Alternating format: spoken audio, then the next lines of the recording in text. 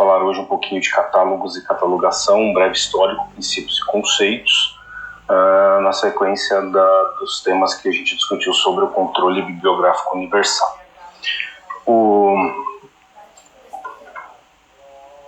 Definindo então representação descritiva, né, a gente já tinha recuperado isso na primeira semana para entender algumas coisas, alguns objetivos de disciplina.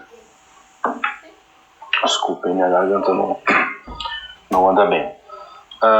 Usualmente chamada de catalogação, né, ela consiste aí no estudo, preparação e organização de mensagens codificadas. O que são mensagens codificadas? Essencialmente registros bibliográficos. Eu vou tentar exemplificar isso para vocês com o passar dessa apresentação, tá? Com base em recursos informacionais existentes ou passíveis de inclusão em acervos. Ou seja, eu tenho acervos, deixa eu pegar aqui um exemplo para vocês. Eu tenho lá um acervo, né? Eu vou criar uma representação de cada recurso que vai formar um acervo, tá? É na representação, a partir da automação, que o usuário vai ter condições de recuperar a informação. Então também, né, a representação descritiva é um processo técnico para registrar e descrever recursos, tendo em vista a organização dos catálogos. Então, a função da catalogação é criar documentos secundários que representem documentos primários, tá? Então eu tenho um documento, eu preciso representar esse documento para que eu consiga recuperar essa informação em um catálogo online, tá bom? Aqui eu só fiz um grifo entre recursos e itens, porque a gente usava muito item, né? Essas definições eram com base no termo item, e hoje o item é uma entidade designada, que foi originalmente designada pelo modelo FRBR, hoje pelo modelo IFLA-NRM, tá? E que também está na Declaração dos Princípios Internacionais de Catalogação. Na tradução para o português brasileiro, a entidade item está como exemplar, mas eu acredito que não pegou essa tradução, tá? Então, item atualmente é um termo usado para designar uma entidade bibliográfica do modelo conceitual IFLA-NRM. É importante vocês entenderem o seguinte: os modelos conceituais tentam modelar o universo bibliográfico. O universo bibliográfico é feito do quê? De produtores de conteúdo, de consumidores de conteúdo, né? E a gente tenta modelar esse universo, e a representação descritiva tem um papel importante nisso. A gente vai tentar discutir algumas coisas desses modelos lá no final da disciplina, antes de pensar numa reestruturação dessa disciplina para começar por essa discussão. Mas é importante, independente do modelo conceitual que a gente está utilizando ou que a gente vai utilizar, que a representação descritiva tem essa função, né? Estudar, preparar e organizar mensagens codificadas de recursos para que esses recursos sejam recuperados, tá? Então a catalogação, né, processo de descrição ou representação das características de um documento, é praticamente a gente vai tratar basicamente como um sinônimo de representação descritiva, né, que o objetivo é permitir sua identificação, recuperação e seleção por usuários, tá? Se a gente pensar na aplicação específica do catálogo, tá? Então a catalogação é colocar em catálogos, catalogar é colocar em catálogos. E os catálogos na biblioteconomia são um conjunto de entradas, que aqui tem o significado de fichas ou registros, tá? Principais e secundárias, que representam documentos que compõem um dado acervo de uma biblioteca. Então esse livro faz parte do acervo, eu vou fazer uma entrada dele. A entrada principal é a escolha mais óbvia para colocar como um ponto de acesso, e tudo isso eu vou tentar esclarecer para vocês nessa apresentação e na próxima, tá? Então eu já falei que é um documento secundário. Só para a gente entender a definição do dicionário Always aí, que é o dicionário de língua portuguesa e do dicionário de etimologia do Geraldo Cunha, do Antônio Geraldo Cunha, a definição de catálogo é lista, rol, né, enumeração, geralmente organizado por ordem alfabética, não só, mas geralmente, de pessoas ou coisas, e a gente vai verificar isso, tá? Lista ou fichário em que se relacionam de maneira ordenada livros e documentos documentos diversos de uma biblioteca. Aí depois o Cunha coloca aí a aparição dos termos, né, a partir do século do século XIX aí de catalogar. Faltou um G ali, tá, gente? Depois eu corrijo para vocês. Catalogado, catalogação. Então, o catálogo ele nada mais é do que uma lista. E catalogar é colocar as coisas nessa lista. Em termos de biblioteca, a gente então vai criar representações de documentos para colocar esses documentos em listas para que sejam recuperados. Mas a lista recupera e a gente também, né, fala de características, de elementos de identificação, como autor, título, assunto, de características físicas, tá? E de outros atributos dos documentos. Então a catalogação consiste basicamente nisso, tá? A gente vai falar um pouquinho da catalogação desde a Idade Média, os aspectos históricos, né?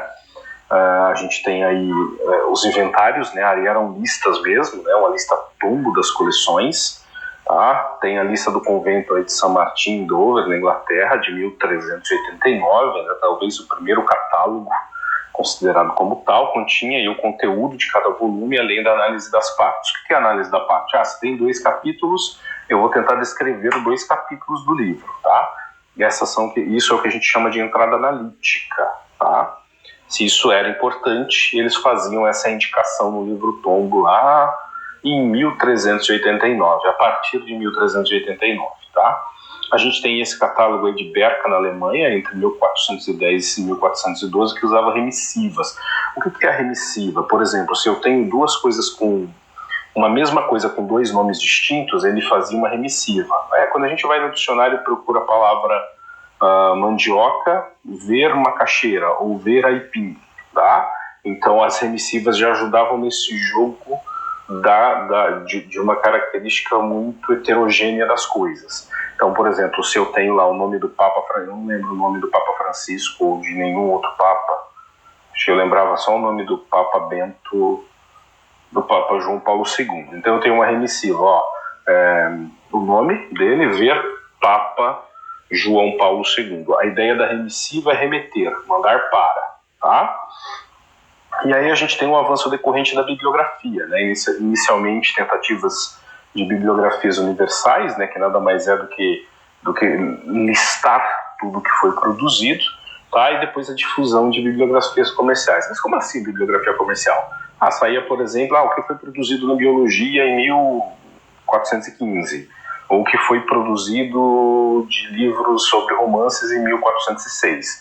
Saía listas anuais que eram vendidas para facilitar o acesso à consulta para possível compra, tá bom? Então vendia-se anuários, tá? Hoje isso diminui com o acesso que a gente tem à tecnologia, tá? Aí só uma definição de bibliografia do dicionário do Cunha. É um ramo da bibliologia, né, ou ciência do livro, que consiste na pesquisa de textos impressos ou multigrafados, aí pensando em textos não impressos, tá, para indicá-los, descrevê-los e classificá-los com a finalidade de estabelecer um instrumento de busca e organizar serviços apropriados para facilitar o trabalho intelectual. As 4 operações que ele indica aí, pesquisa, indicação, descrição e classificação, tá? Elas dão origem ao que a gente chama de repertório bibliográfico, né? Ou bibliografia. Eu quero fazer a bibliografia de tudo que foi publicado na cidade do Rio Grande em 2020. De que forma você vai fazer isso? Você vai nas instituições públicas, vai nas instituições privadas que produzem conhecimento, editoras, universidades, escolas, e vai tentar fazer uma lista de tudo que foi publicado. A bibliografia, né? Bibliografia da cidade do Rio Grande 2020. Tá? E pode ser o que foi produzido lá, ou pode ser o que foi produzido sobre. Aí sobre tem que ter uma abrangência maior de busca.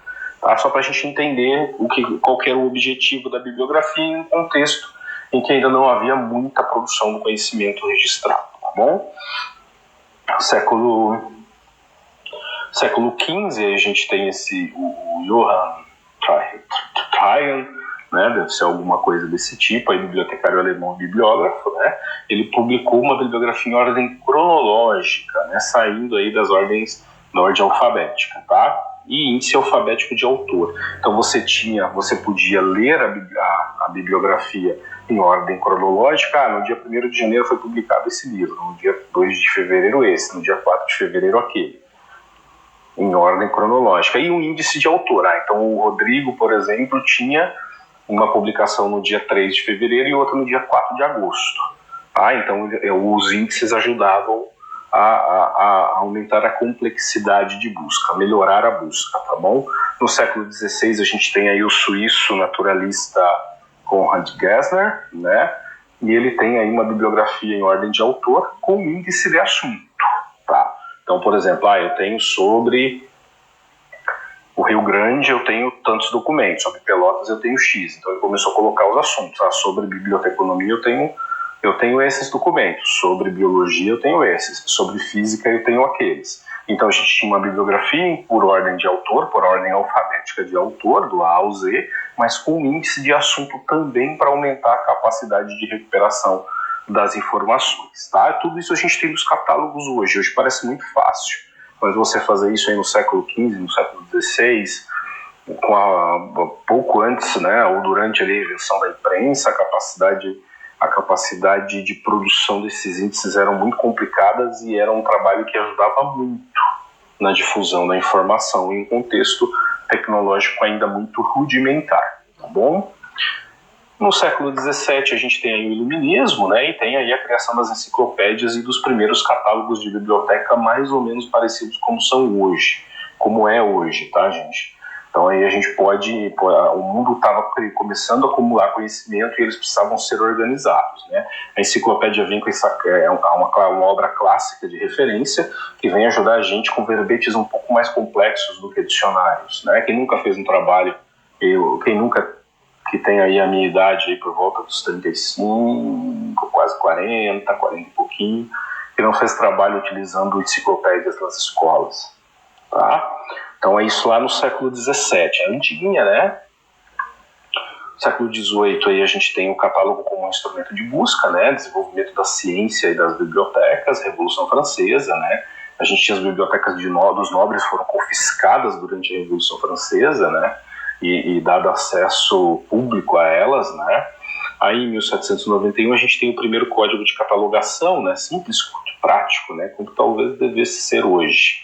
Né, e o uso aí do catálogo em fichas, começaram as fichinhas, começaram a acontecer as fichas, tá? A gente estuda a ficha para entender conceitos, a gente não faz mais ficha, tá bom?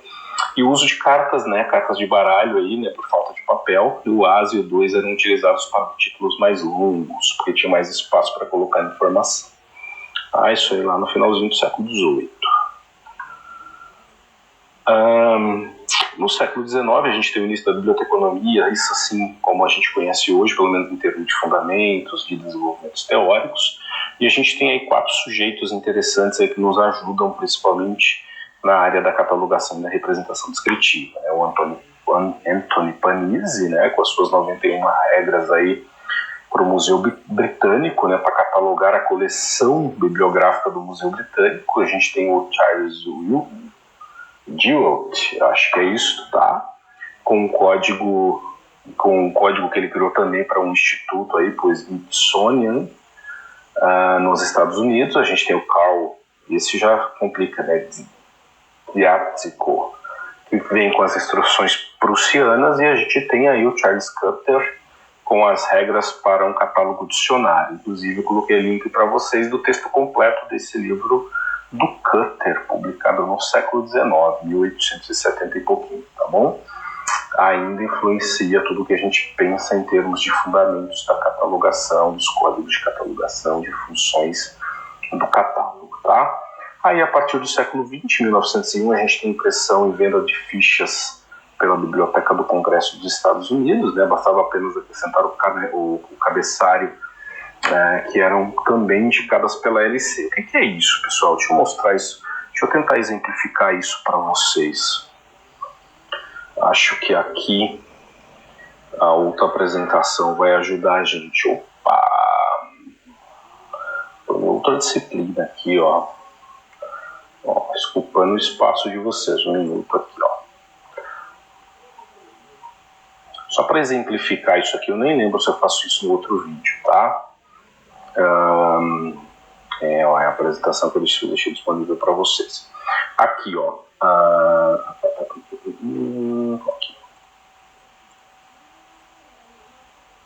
Deixa eu pegar um exemplo legal aqui, ó.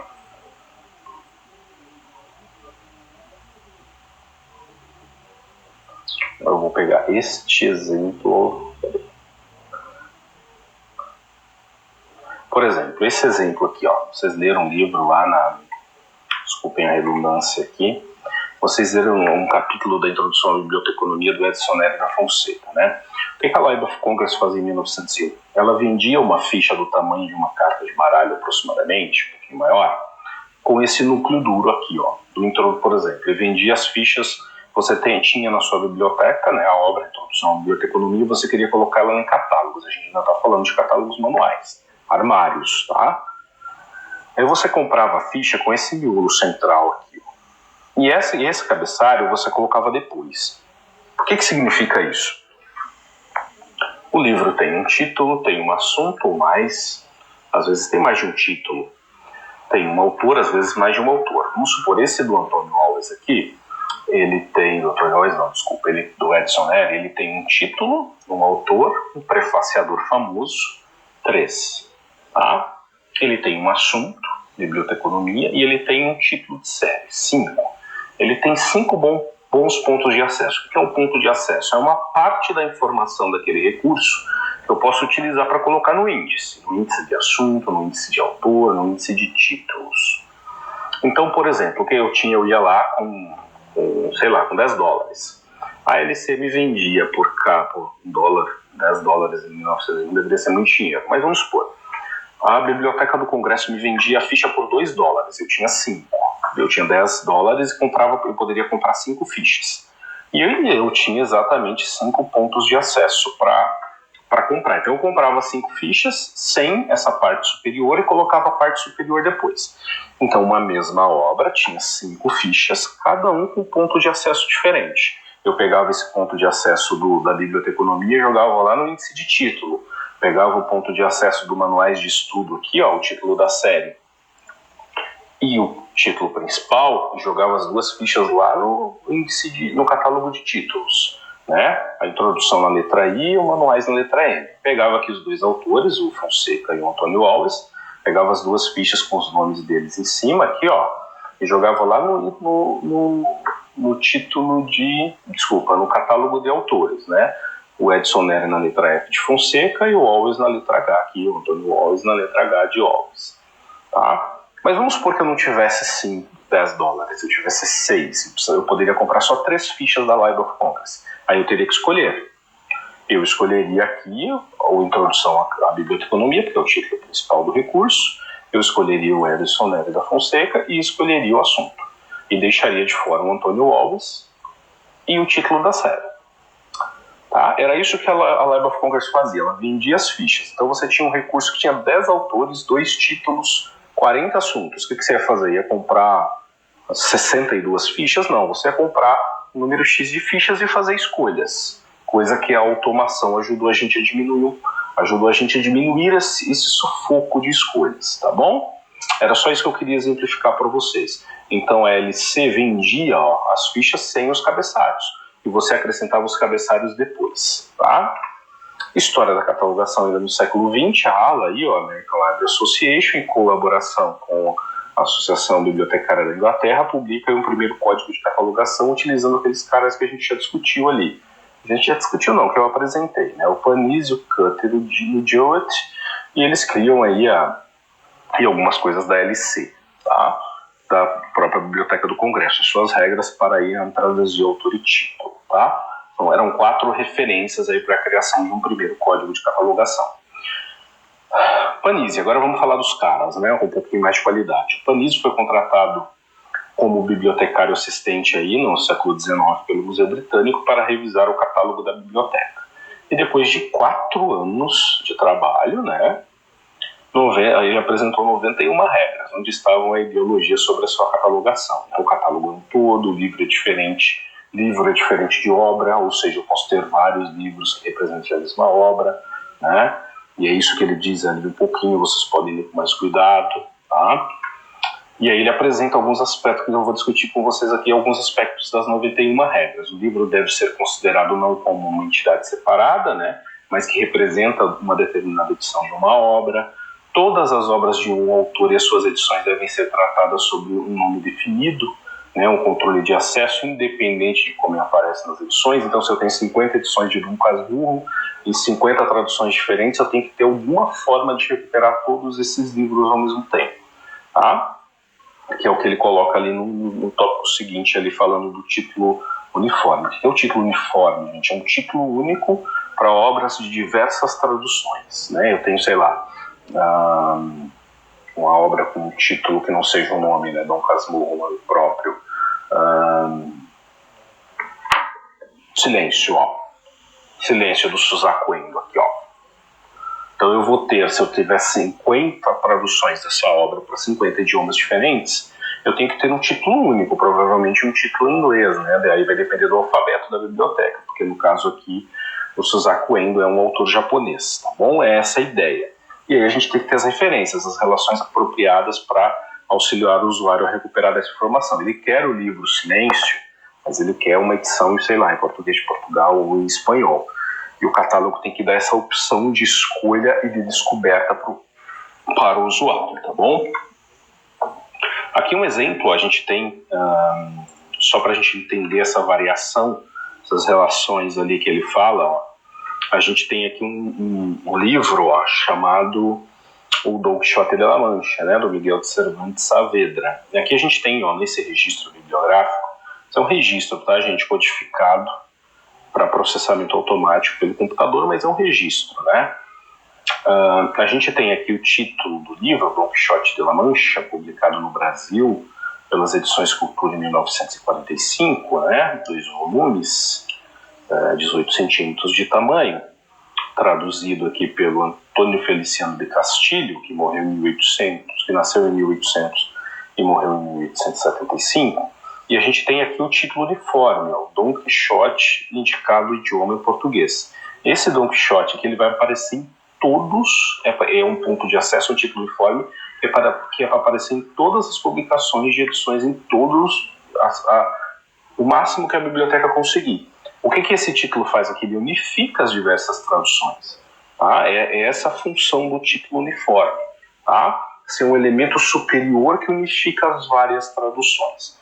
Aqui só para a gente entender o objetivo do que o Cutter dizia, tá bom? Voltamos aqui. Era o Cutter? Não, o Panizzi, desculpa, tá? O Cutter, né, foi um bibliotecário americano, nasceu aí em 1837, faleceu em 1903, e ele definiu as regras aí de um catálogo funcionário impresso, influenciado pelo Panizzi e pelo Diot. Ele veio depois, né, e ele propôs 368 regras, né, já foi além. Ele apresentou os objetos, que eu chamo de objetivos, é um pouco isso, tá, da catalogação, e os meios pelos quais eles podem ser atingidos. Essa parte é um pouquinho difícil, peço que vocês releiam. Eu fiz o possível para deixar isso bem palatável para vocês, tá bom? Os objetos são 3, né? São 3 objetivos. Permitir que uma pessoa encontre o livro do qual ela conhece o autor, o título ou o assunto. Aí eu sei o assunto do livro, eu sei o título do livro, e eu sei o autor. Então, se eu sei uma dessas 3 coisas, eu tenho que conseguir, né, o catálogo tem que permitir que eu consiga encontrar um livro, se existir naquele catálogo. Então, o catálogo também tem que mostrar que a biblioteca possui, né, de um determinado autor, de um determinado assunto e de uma determinada espécie literária, né? A biblioteca tem ou possui. Então, além de permitir o encontro, a biblioteca tem que mostrar o que ela tem. Às vezes você vai procurar um livro específico sobre um assunto, mas como os assuntos estão relacionados, a biblioteca vai te oferecer outro e isso vai te satisfazer. Então o catálogo tem que permitir o usuário, tem que mostrar o que a biblioteca tem e tem que ajudar na escolha de uma edição, né, na escolha de um livro, a respeito da sua edição. Aí eu quero a primeira edição, eu quero a 10ª edição, eu quero a 20ª edição, eu quero a edição ilustrada, eu quero a edição condensada, tá? Então, ajudar na escolha de um livro a partir da edição, de aspectos, né, da edição e também de aspectos do seu caráter literário ou tópico, tá? Aí eu vou explicar para vocês aqui. O caráter literário, ele diz respeito ao gênero e à forma da obra. Por exemplo, o documento científico, se o documento é científico ou não, e aí a gente está no nível do gênero, né? Se é um documento, um romance, tá? Se é uma tese, uma partitura, uma enciclopédia, um mapa ou uma monografia. Então ali a gente está lá no nível do gênero, é um documento científico, é um documento literário, é um artigo, enfim, ali a gente está no nível do gênero. E depois a gente tem a forma, tá? Qual que é a forma desse documento científico? É um artigo, é uma tese, é uma dissertação? Qual que é a forma do documento do romance, do gênero literário? Tá? E aí a gente tem a forma. No caráter, né, o caráter tópico de uma obra está relacionado ao assunto. Peço aí para vocês lerem o verbete do dicionário de biblioteconomia e arquivologia aí na página 365, tá? Não há explicação clara nos documentos originais que eu deixei disponibilizado para vocês aí no AVA, tá? Mas observem que enquanto os itens do segundo objeto, qual é o segundo objeto? A biblioteca mostra o que possui, esses objetivos falam de descoberta, tá? De todos os recursos que a biblioteca possui para atender a necessidade de um usuário. Os itens do terceiro objeto, que é a edição e o caráter, né, dizem respeito à escolha que o usuário fará dos recursos recuperados, tá? E gênero e forma, mais assuntos são importantes nessa escolha, né? Eu quero, por exemplo, o usuário quer um livro sobre um assunto X, mas ele quer sobre um, sei lá, ele quer uma tese, ou ele quer uma dissertação, ou ele quer um romance. Aqui o livro Silêncio do Endo é um livro sobre religião, mas ele é um romance sobre religião, tá? Ele não é um documentário, ele não é um texto científico, ele não é um texto teológico, tá bom? E isso o catálogo tem que tentar demonstrar para o usuário, tá bom? Por exemplo, né, uma edição mais atual de um livro, uma edição em braille, tá? Ou um assunto abordado de forma didática. Eu quero alguma coisa abordada de forma didática, eu quero alguma coisa avançada. É a função do catálogo tentar, tá, gente? Isso é o ideal, claro, mas é um trabalho que a gente tem que fazer em termos de representação da informação que a gente possui, guarda e que a gente representa para recuperar, tá bom? Fontes para entender esse item H e as fontes originais desses três objetos aqui, né, permitir, mostrar, ajudar, estão aqui, tá? O próprio catálogo dicionário, né? Aqui um livro sobre a criação aí do Código de Catalogação Anglo-Americano e o texto da FIUSA de 1987. Vocês podem ler lá, tá? E eu coloquei os 3 textos disponíveis para vocês no AVA, tá bom? Meios, tá? Então, se a gente tinha lá os objetos, agora a gente tem os meios, né? Para atingir os objetos, o catálogo deve contar com os seguintes meios, né? Entradas de autor, com referências necessárias A e D, vamos voltar lá no A e D, autor e D, tá? Para ajudar nesses objetos. Entradas de título ou referências de títulos B, entradas de assuntos ou referências cruzadas C e E, tá? C e E. Entrada de forma e língua, F, né? Que é aqui, diz respeito a uma espécie de literatura, tá? Transição de edição e imprenta, né? Que são dados da editora, incluindo datas, com notas e quadros necessários, e notas especiais aí a partir do caráter literário ou tópico, tá bom? Então tudo isso tem que estar no catálogo. Depois do Panizzi a gente tem o Gelt, né? Ele revisou as regras do Panizzi, publicou um código de catalogação para a biblioteca onde atuava, e ele idealizou um sistema de reprodução de fichas por meio de placas estereotipadas, né? O famoso xerox aí de cobre, né? Para dar maior flexibilidade aos catálogos e permitir a cooperação entre bibliotecas. Aí começa as ideias de um catálogo coletivo nacional. Ele apresentou essa ideia, né, em 1853, e o compartilhamento das fichas era mais fácil. Por quê? Porque se eu faço uma ficha para esse livro aqui, o que é Cinema, Jean-Claude Bernardet, 7ª edição. Se eu faço uma ficha desse livro aqui, por que alguém precisa fazer de novo?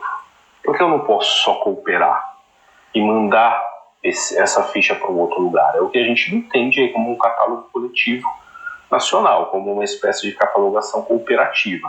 Essa é uma particularidade muito importante da informação bibliográfica. A informação bibliográfica ela é a mesma em qualquer lugar. O que é cinema desse cara vai ser publicado em japonês, em russo, em árabe, mas o conteúdo temático é o mesmo, é diferente da informação museológica e arquivística.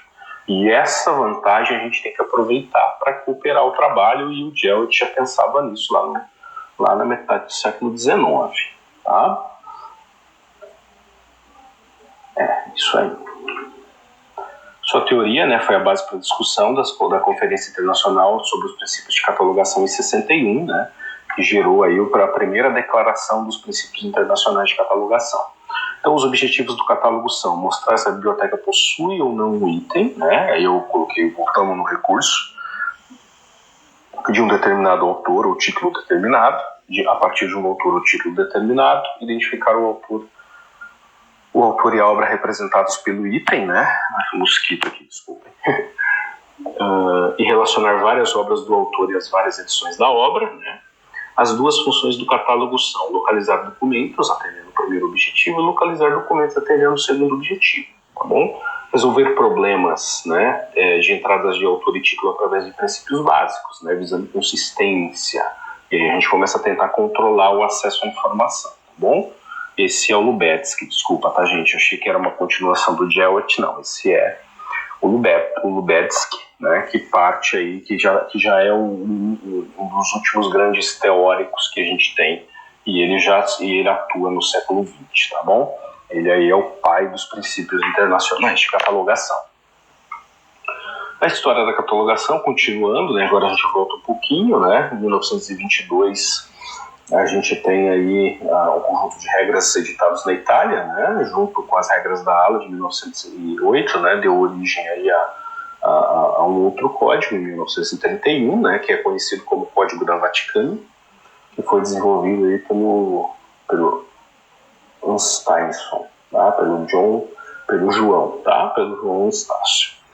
E em 1949 a gente tem a terceira edição desse código. Eu tenho esse código em casa, tá, gente? Se vocês quiserem procurar em estante virtual o Código da Vaticana, não vai ser difícil de achar, tá bom? Ele era um código bem complexo e bem interessante. Ele tinha aspectos relacionados a assunto, era um código muito rico. Até hoje a Itália tem um código de catalogação próprio, tá?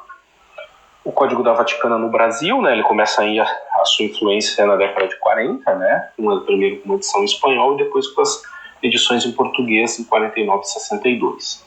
Em 1927 a gente tem a fundação da IFLA, tá, que hoje cuida dos padrões internacionais de catalogação e descrição bibliográfica.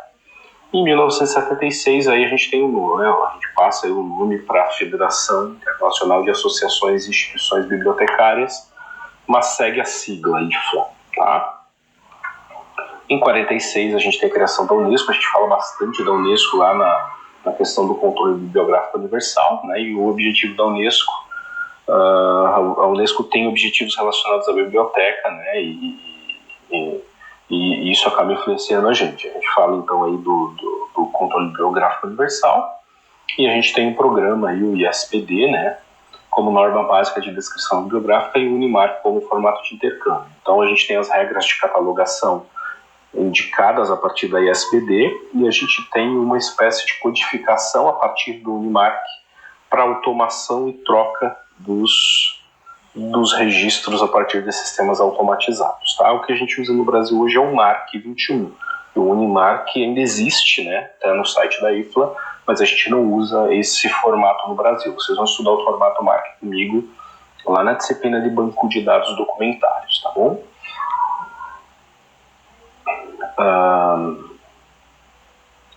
Seguimos então. História da catalogação, a gente falou um pouquinho da ISBD, né? A descrição bibliográfica internacional normalizada das publicações, tá?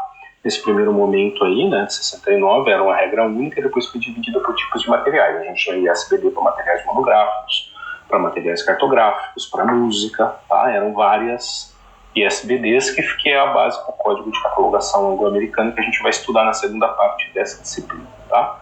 O Unimark aí, né, catalogação Universal Machine Double Catalog aí, desculpem o meu inglês péssimo, na verdade é uma catalogação universal legível por máquina, tá? Por isso que ele tem essa coisa do intercâmbio e da automação dos sistemas, tá bom? E é uma linguagem de catalogação legível por computador, como eu disse aqui, né? Antecessor do atual MARC 21, mas ainda utilizado na Europa, como eu havia comentado para vocês. 54 no Brasil, a gente tem a criação do IBBD, né, que hoje é o IBICT, e tem aí os serviços, né, o serviço de intercâmbio de catalogação, e o projeto Cálculo, que é a catalogação legível para o computador, que nada mais é do que a tradução do Unimark do contexto brasileiro. Em 75 aí o IBBD vira o IBICT e centraliza alguns serviços.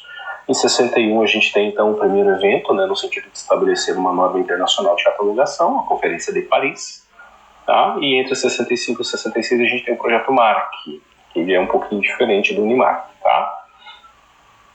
O MARC, que é um formato de metadados que aceita todos os materiais, né, que oferece flexibilidade para ir além da catalogação. Mas como assim para ir além da catalogação?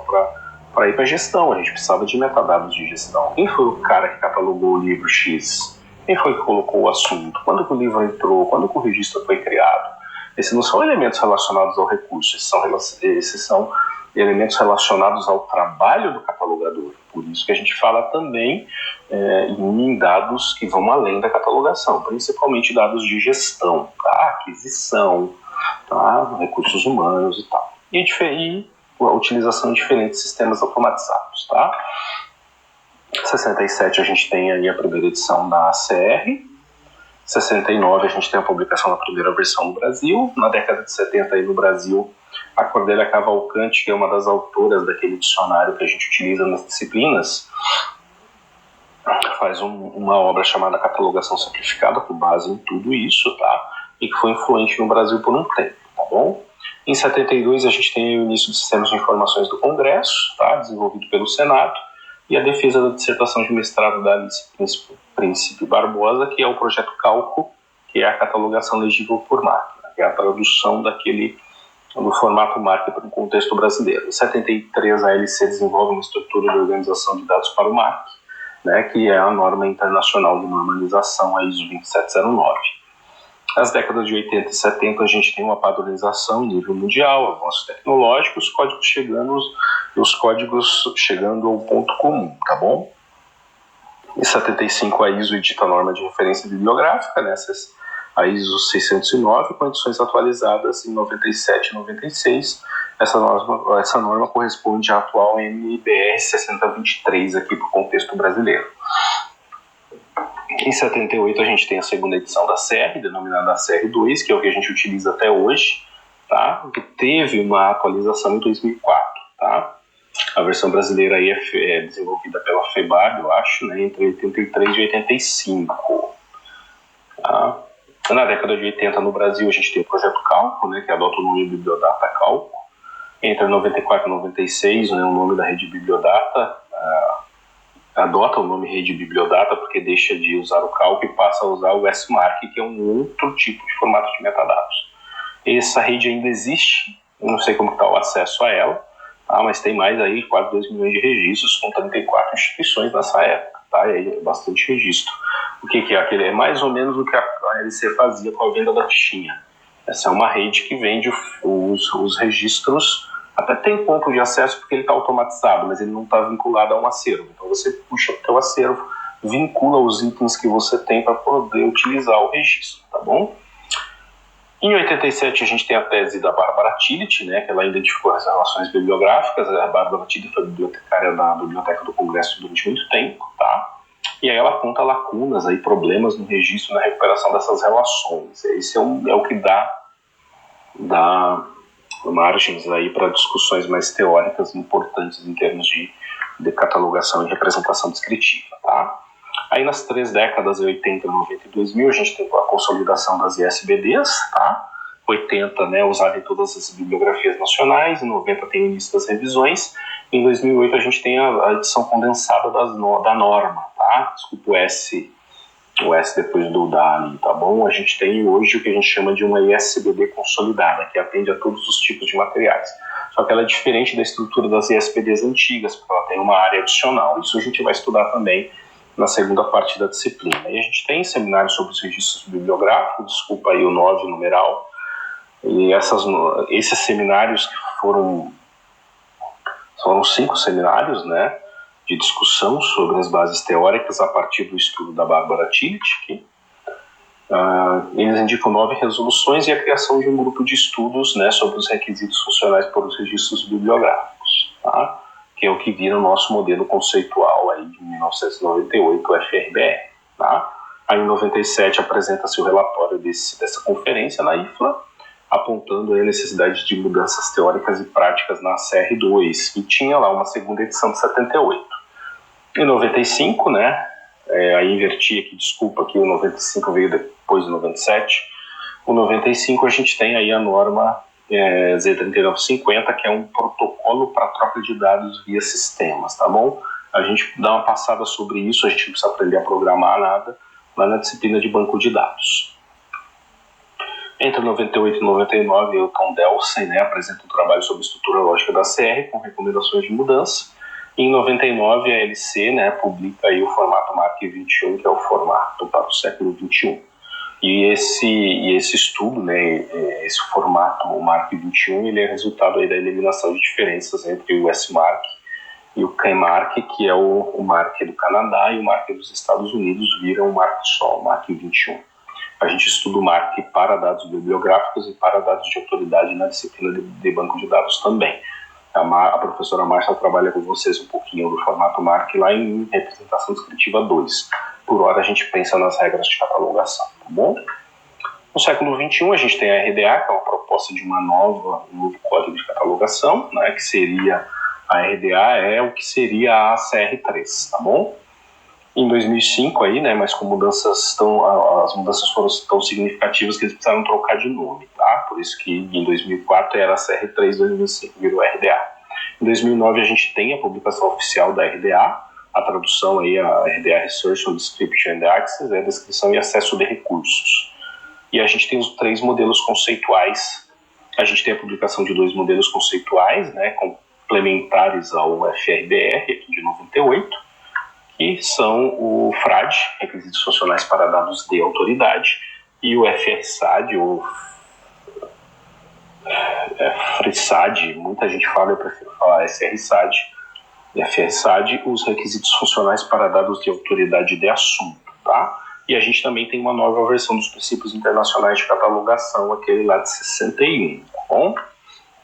Em 2011 a gente tem a publicação da edição consolidada da ISBD, que estava ali em 2009, né? A gente falou de 2008, se consolidou, mas a publicação foi efetivamente realizada em 2011.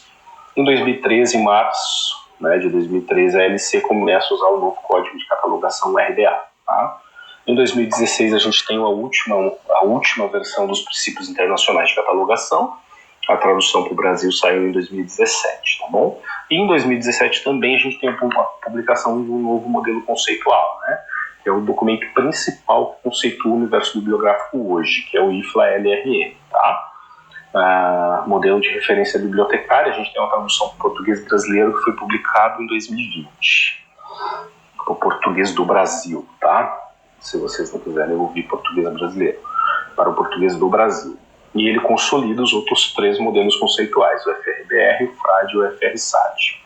E em dezembro de 2020 existe uma nova versão da RDA.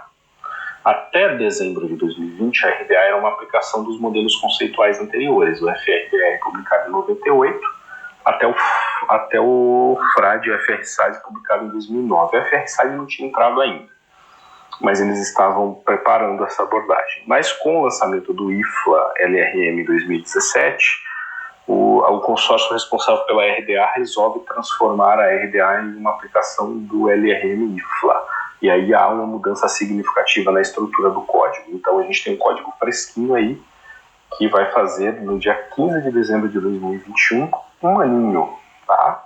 É uma oportunidade boa para a gente acompanhar essas discussões de maneira a não ficar tão atrasado, que é o que infelizmente caracteriza um pouco a comunidade brasileira da representação descritiva, tá? Mas tem uma comunidade legal aí, o grupo de trabalho da FEBAB e alguns pesquisadores que estão tentando tirar essa diferença, tá bom?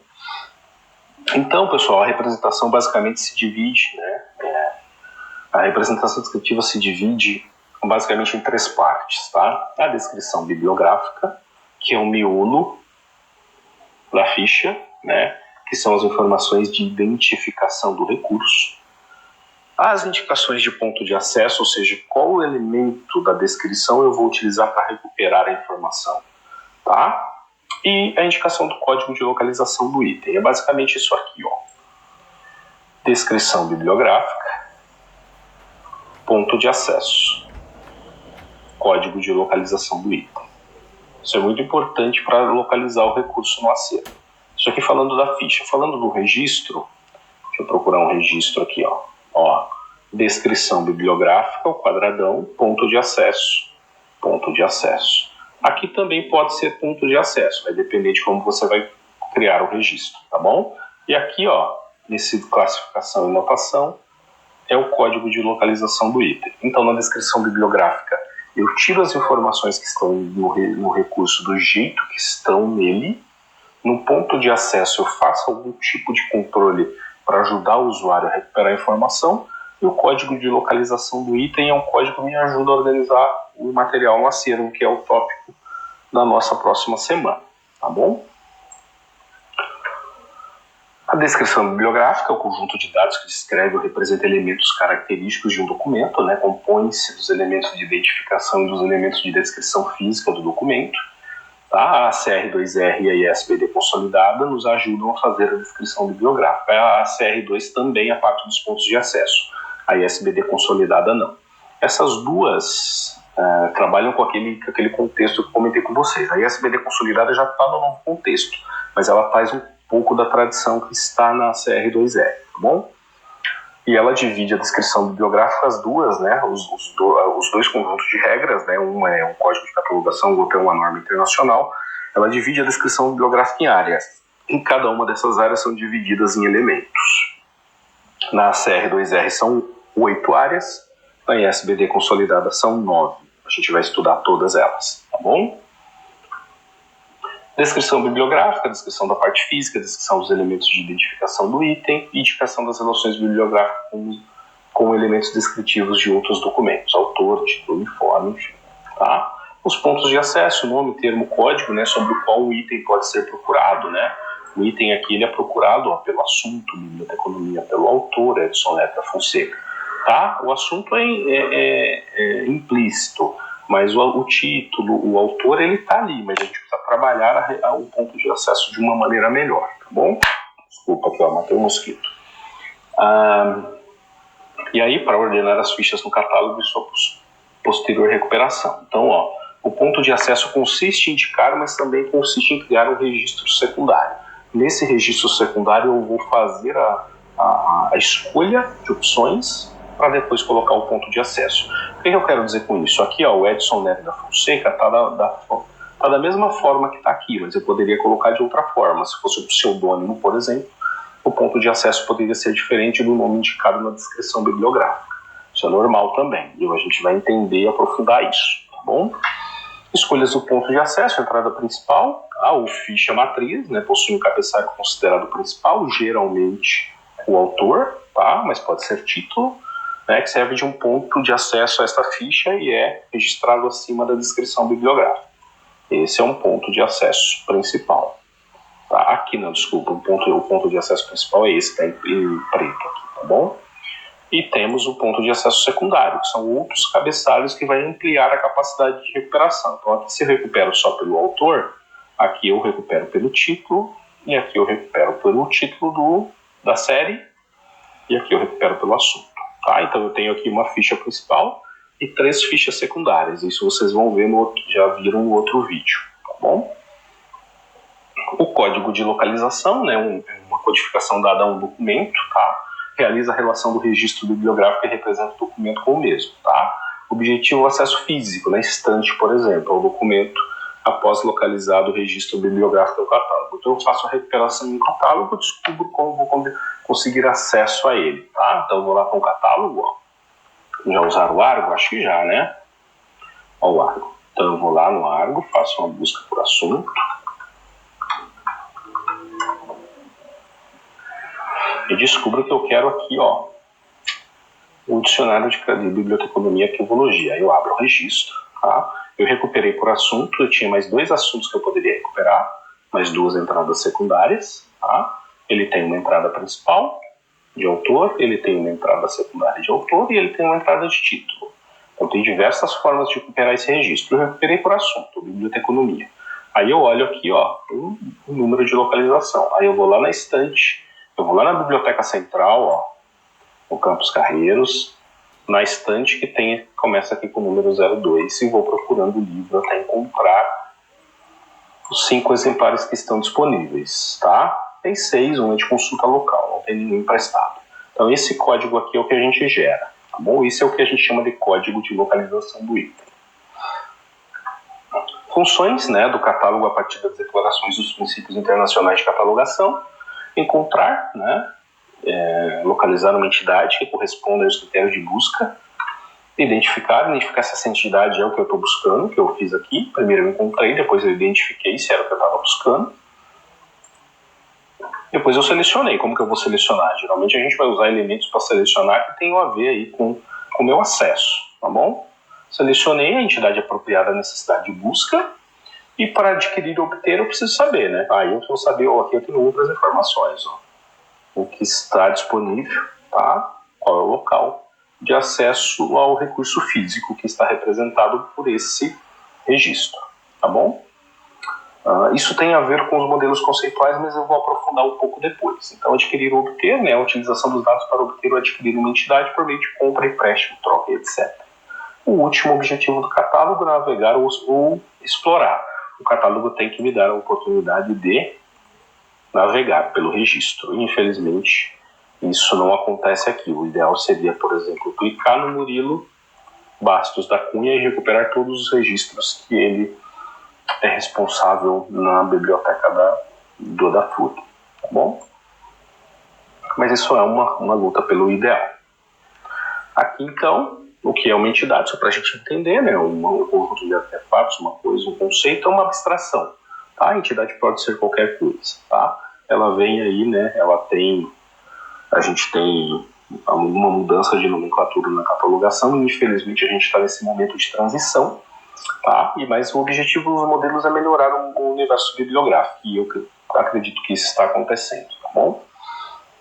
Aqui as referências que eu utilizei, atualizei, e aqui tem um glossário, se vocês tiverem alguma dúvida, pista, cabeçário, inventário, volume, entrada analítica, ou entrada numa parte do documento. Eu quero fazer, por exemplo, uma entrada por um desenho. Eu tenho um desenho muito importante em documento, que foi, feito pelo Picasso, pelo Salvador Dalí. Então, para mim, uma entrada analítica é importante para aquela parte. Eu tenho um capítulo de muito destaque dentro de uma obra. É uma decisão, tá bom? As remissivas, né? Bibliografia, a gente comentou lá também, tá? Enciclopédia, verbete e índice. É isso, pessoal. Acho que me passei um pouco, fico à disposição para quaisquer dúvidas, e participem dos fóruns, coloquem as dúvidas de vocês nos fóruns. Esse é um tema um pouquinho chato, mas que é importante para a formação de vocês. Tá bom? Até mais. Obrigado.